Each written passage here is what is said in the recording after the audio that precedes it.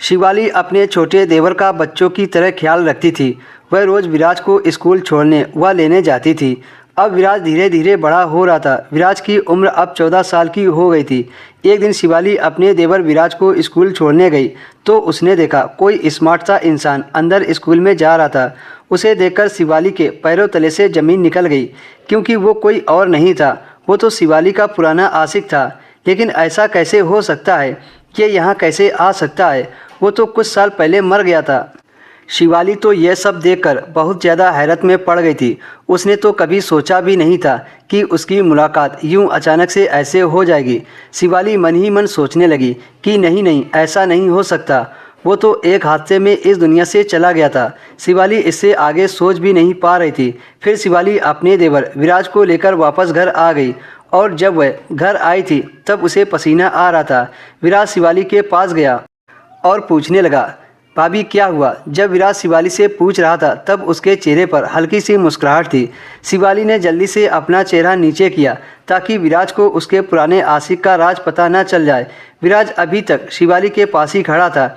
फिर उसने शिवाली को पानी का गिलास दिया। शिवाली ने उसके हाथ से पानी का गिलास ले लिया, लेकिन जैसे ही शिवाली ने अपनी नज़र उठाकर उसकी तरफ देखा तो उसके हाथ से पानी का गिलास छूट गया, क्योंकि विराज के देखने का अंदाज बिल्कुल भी ऐसा न था कि वह समझे कि वह कोई 13 साल का लड़का हो।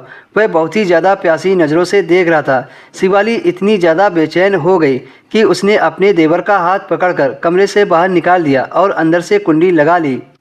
शिवाली जब बेड पर बैठी तो उसका शरीर बहुत बुरी तरह से कांप रहा था। उसके लिए ये बात बर्दाश्त से बाहर थी कि वह 13 साल के लड़के से इस कदर डर गई थी। शिवाली के पति अपने छोटे भाई का ध्यान रखने के लिए कहकर विदेश चले गए थे। उन्हें वापस आने में कई दिन लगने वाले थे। इसी वजह से शिवाली हर वक्त अपने देवर विराज के साथ रहने लगी थी। लेकिन शायद अब विराज बड़ा हो गया था, जिसका पता शिवाली को अब लगने लगा था, क्योंकि आज विराज ने उसके साथ कुछ ऐसा किया था जिसको देखकर शिवाली डर गई थी। लेकिन शिवाली फिर ये सोचने लगी कि मैं क्यों डरूं?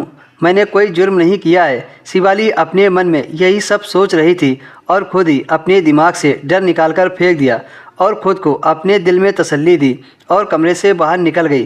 विराज भी घर से बाहर निकल गया था। सारी बातें भुलाकर शिवाली घर के काम में लग गई। जब घर में 2 लोग ही हों तो घर में कितना काम होता है। फिर शिवाली ने अपनी पुरानी यादों को ताज़ा किया कि उसके पिताजी सही कहते थे, जहाँ पर सिर्फ 2 भाई हों वहाँ पर कभी बेटियों की शादी नहीं करना चाहिए। लेकिन उसकी मम्मी ने एक ना मानी और शिवाली की शादी इस घर में कर दी।